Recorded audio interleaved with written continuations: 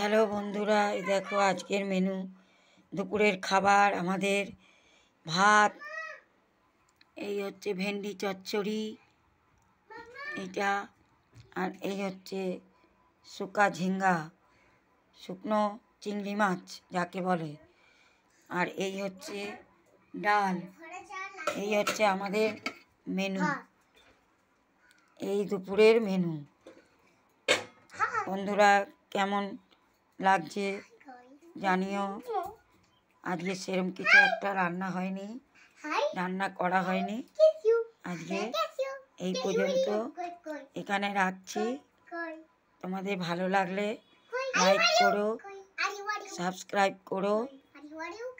যদি ভালো লাগে আবার পরে ভিডিও নতুন নিয়ে আসবো।